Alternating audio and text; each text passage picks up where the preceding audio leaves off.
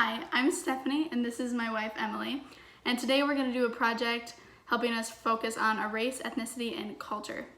So first thing I need you to do is draw a tiny picture of yourself in the middle of this piece of paper using any of the other colors. We are done with our self-portraits. So this is ourselves in our image. So I am a white female, and I'm guessing same for you, I hope. Yeah. I hope. Okay. So next I need you to take black or gray. You just take the black and draw like a little oval around yourself. Like that.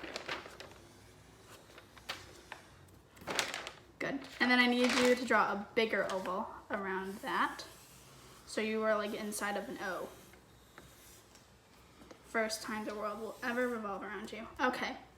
And then I need you to split the big O, so everything in this white part, into 13 different sections, any way you'd like, doesn't matter. Now that we have those figured out, wow, yours is very neat. I'm gonna ask you a series of questions from this list, and then with the color of the race, you are gonna fill in your answer in one of your bubbles. Got it? Does that make sense? All right, so here is your color key. And the first question is gonna be, what is the race of your childhood doctor? If you can remember that. Or dentist, if that makes it easier for you. And then you're gonna color that one in. I didn't have health insurance when I was a kid. Okay, well you can just put other and leave it white. All right, what is the color of your, or the race of your current best friend? Oh no. Yeah, I was about to say, you have a different answer for that one. I know. I didn't look at the key at all. Okay. Are you ready? Mm-hmm. All right. Next is the race of your favorite teacher. Or most influential teacher, if that helps.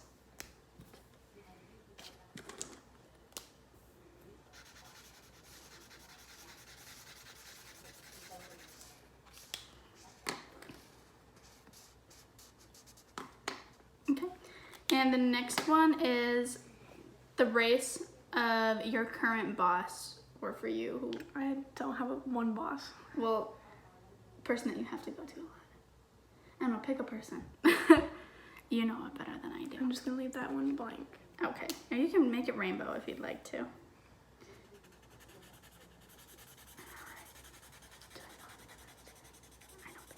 I'm in the military.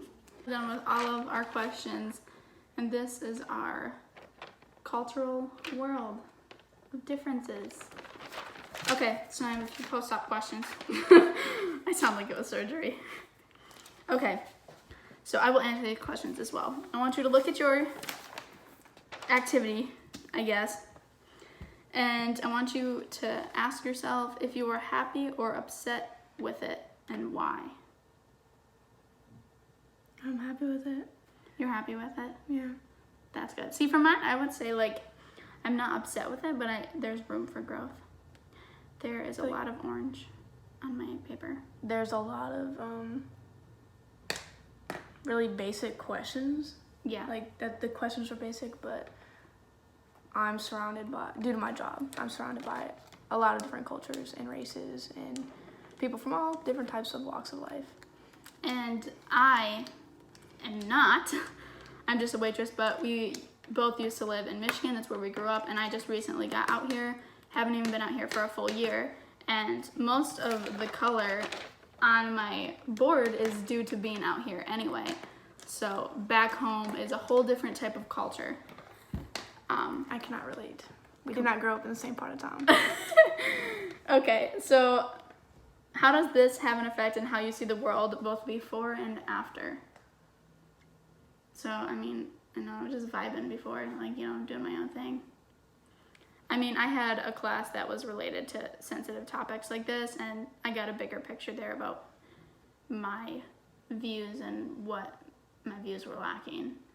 And so I feel like because of that, I've tried to, you know, put myself out there more and learn a little bit more about people who don't exactly look like me or say to share the same background as me. When you say before, or how it affects how I see the world before and after this, like this. Hmm? I don't. It didn't. Nothing changed. That's perfectly fine. Doesn't have to. Okay. And do you think the culture that you grew up in limits you at all? No. No, I feel like it definitely did. I got out here and I was like,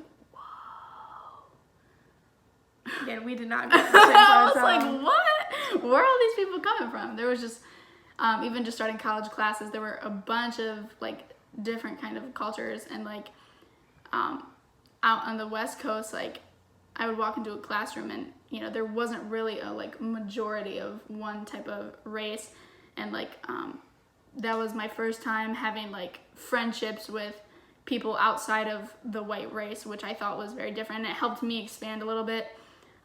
Definitely mixing the culture between like Midwest and Western. That was interesting. Just, the different things we would say for a certain object or whatever was different. It was interesting to get to know that stuff, especially to go in their household and experience like their like upbringing, their daily life was like totally different from mine. Honestly, sometimes at work, I'm the minority. Yeah, that's how it felt in some of the classrooms. I was just like, wow. Which doesn't bother me. This time, Emily and I will be exploring traits and characteristics that make up ourselves and how they have developed through nature and nurture. So for this portion, we're going to play a video that asks a series of questions, and then we're going to raise the shoe of the person we think it pertains to. So the white will be for me, and the black rock will be for Emily. And we're going to be sitting back to back on these stools so we don't see each other's answers. And after the video, we'll review it, and then we'll come back with questions. Who's more responsible? Who's the boss in the relationship?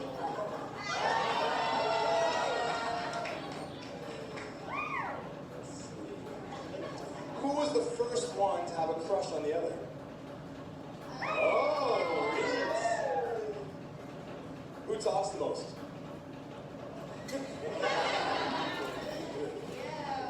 Who is more forgetful? That's an easy one. Who is the first to apologize after an argument?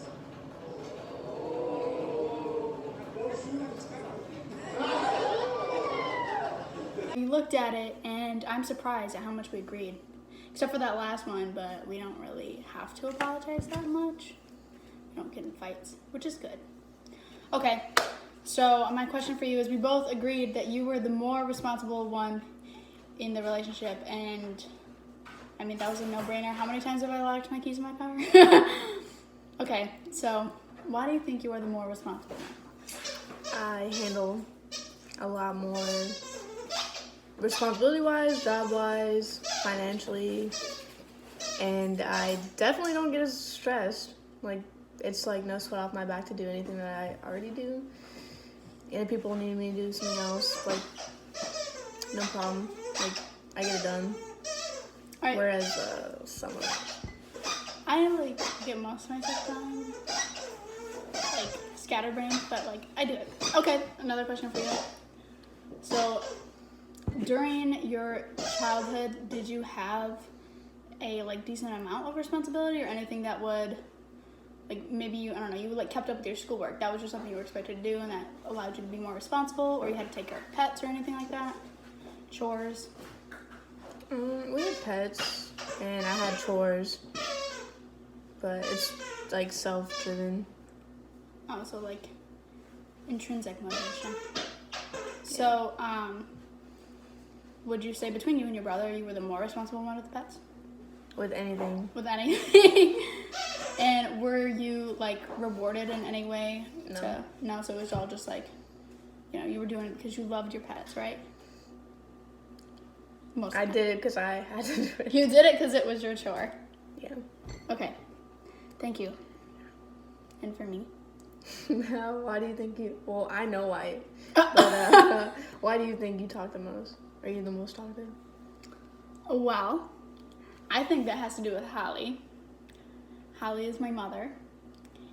And she is a very outgoing spirit. When I was younger, she was very talkative with her friends. And I feel like I just caught like that from her. So like I was raised by someone who was very outgoing and talkative. Like, it just, you know, it was in my nature to talk to people literally as fast and as much as I could. But I also think if we're thinking about nature and like genetic wise, I remember we watched that show 100 Humans, and women were more likely to say more words while explaining something than the men. And so like naturally, like it's literally in my nature to just say more words, I guess. Yeah, you don't spare any ears. No, I do not. My voice is beautiful, wouldn't you agree?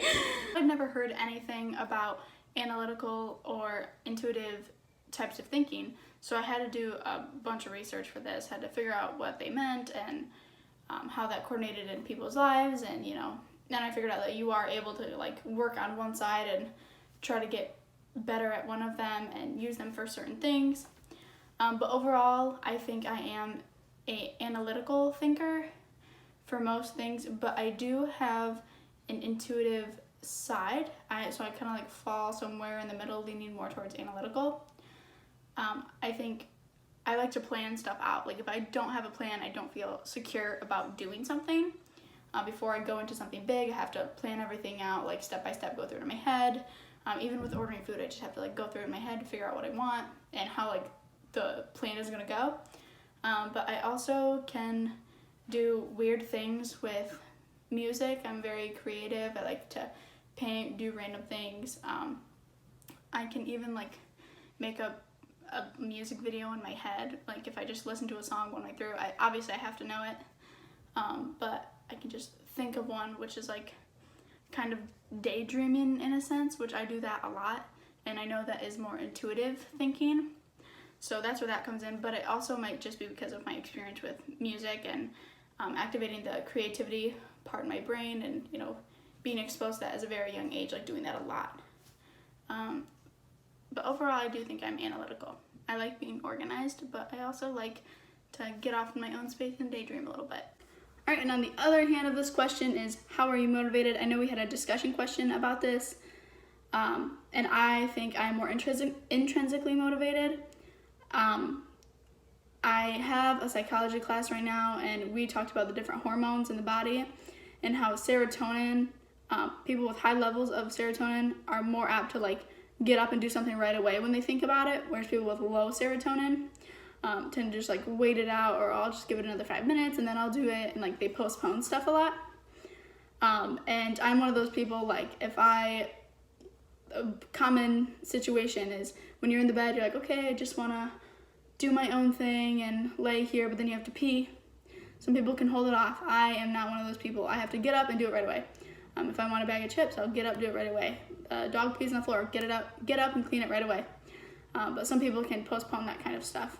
So I think that has to do with why I'm intrinsically motivated. I feel like a difficult part about the whole intrinsic and extrinsic and then introvert and extrovert is all about interpretation, because one person can analyze your actions and be like, oh, I think you're totally like introvert, like just by the way I like see you doing things. But in your mind, the way you evaluate things, you may be like, no, I feel like I lean more towards extrovert because I do X, Y, Z. So I think these terms are very inclusive. They're hard to coin and understand very well because you are limited to your perspective and your idea of things. To figure out where my intelligence fit and Gardner's intelligence, I decided to break up all 8 categories into key components, and then I made a scale that would rate those key components on how good I was. So coming in at number 1 with my best score was musical. I've been in a band for about 8 years, starting in 5th grade, and I've been doing it ever since. I can play multiple instruments. I was able to compose my own kind of music, which was really fun. So this one was a no-brainer. And then the next one following that was verbal linguistics. I do like to write my own poems, and I can learn languages easily. If I hear it, I can say it. May not understand it, but I can definitely say it. And this has to do with music and language. The connection is the same on how you learn them. So this one was also a no-brainer. I gave it away. And now on for my worst. Body kinesthetics. I have a shortened muscle in my hip, so I can't even sit Indian style. And I tried gymnastics and I absolutely hated it because I couldn't keep up with everybody. And then the next one is naturalistics. I think I did so bad with this one just because I really don't know that much about nature. I never went fishing as a kid or did anything outside besides like play in the backyard. So I just don't have much experience with this, and I'm sure that'll come with time. Now we'll be talking about family, more specifically my mother, and what she did to help me develop into the person that I am today. Let's start with the basics. I grew up in a single parent household, and I was the only child, so I spent a lot of time alone, but I was definitely accompanied by a few furry friends.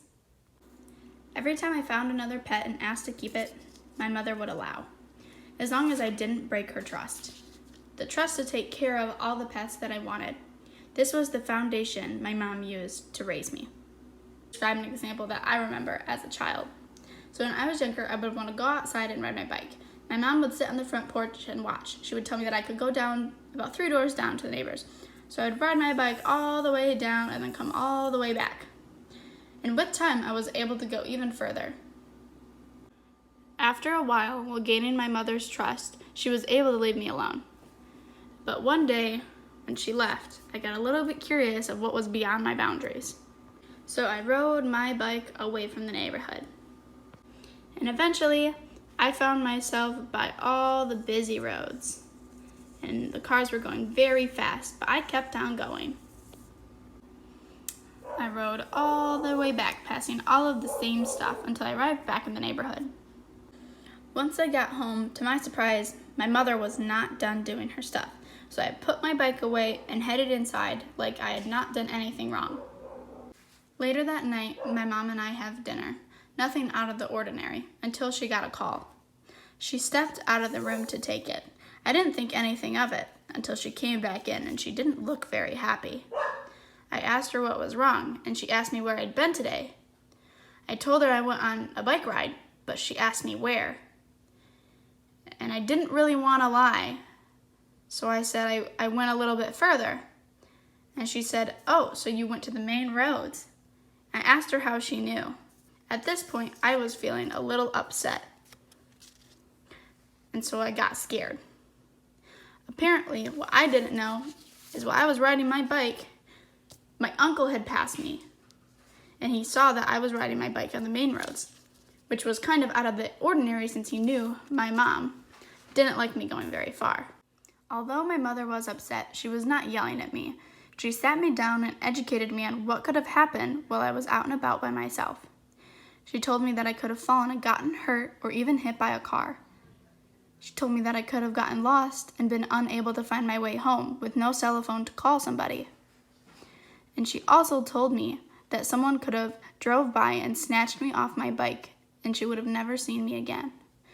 This made me very upset, and I felt really, really bad for disobeying my mother. The trust that we had was gone. So she limited me. Now I was no longer able to go down the street. I was no longer to ride my bike down the street and back while she was watching. I had to start from square one. I was only allowed to go down to the neighbor's driveway and back until I regained my trust. Why do I think this is good for someone about my age? I was able to make mistakes. As a young child, you make mistakes quite a lot. That's how you learn. And my mother was able to educate me on why what I did was a mistake. So why do I think that this was so successful? I could make mistakes without being punished. So why is it good that I wasn't punished? Well, do you ever remember being beat in school for not getting a math question right? Same thing applies. At the time, I really didn't know it was that bad to go out on my own and explore. But after I was properly educated, I was able to learn. So it promotes a positive learning environment for not being punished for something that I had done for the first time that I wasn't supposed to. This is something I saw repeatedly in my life. When I got to high school, my mom was able to trust me when I would go out and drive around in my car. But if I ever lied to her or did something and she found out about it, some restrictions would be applied. Like I wouldn't be able to go out and drive wherever I wanted. I would only be able to go to school and work.